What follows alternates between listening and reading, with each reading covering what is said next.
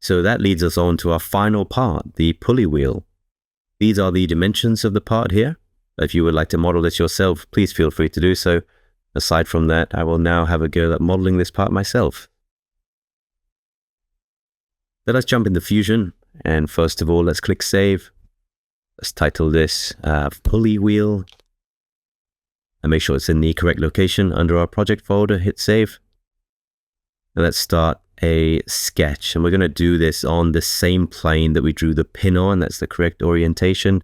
Let's see, YZ plane. Select that one. Then from here, the first thing I'm going to do is put in a construction line, and this is going to be our axis of revolution.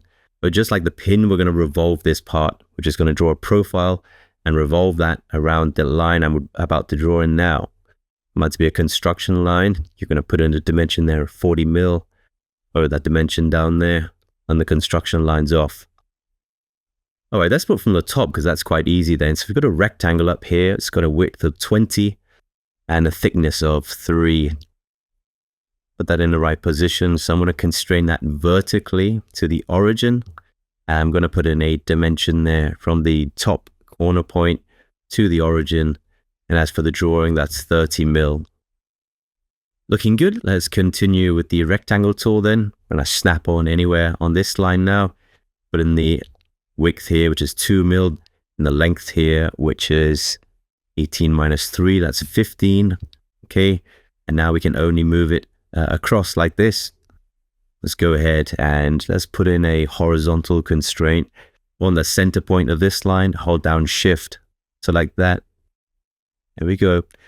And I want to constrain that horizontally with the midpoint, of this line. So everything there should be fully constrained. Got a red padlock. Okay, good so far. With that dimension out of the way. And from here, let's use the line tool. I'm going to start from this corner point.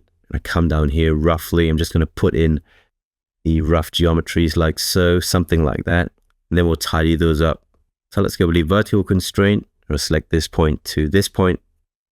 Make it ahead and dimension from this point to here. In the drawing, we're given that dimension as 24.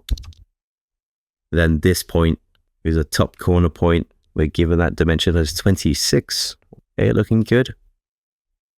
Want to put in an equal constraint between this line and this line here. They are the same height. And we just need to put in a vertical constraint between the origin and this point here. And there we have our profile.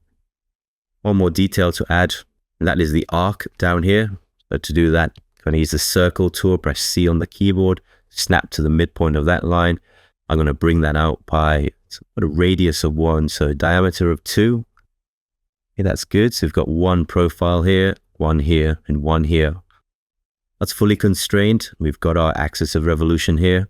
Let's finish the sketch. Go into Solid, hit the Revolve tool. And then from here, select our profile. So 1, 2, 3. Okay, we just want those 3. And under the axis, let's select our construction line here. Let's just have a quick look at that preview. That's looking good. That's what we're after. Okay, nice.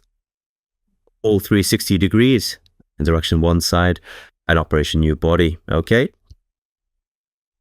Okay, there's one more feature to add, which is the holes around this face here. Let's press C on the keyboard. Let's select this face here to draw those holes on. Start with the circle tool and let's input the pitch circle diameter, which we're giving in the drawing as 41 mil.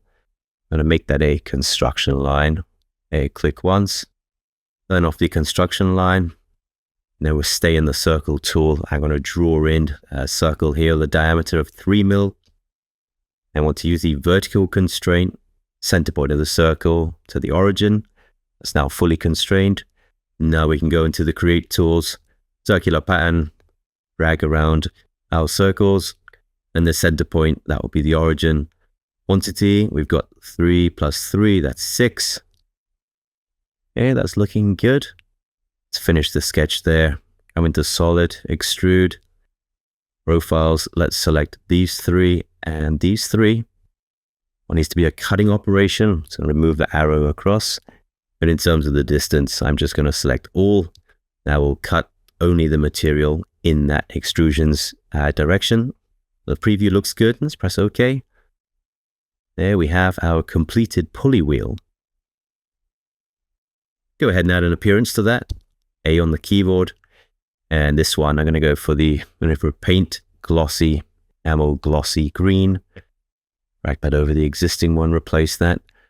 Here we have our complete part. Yep, I hope that was okay. You're able to follow along okay. And again, if you did that yourself, a big well done.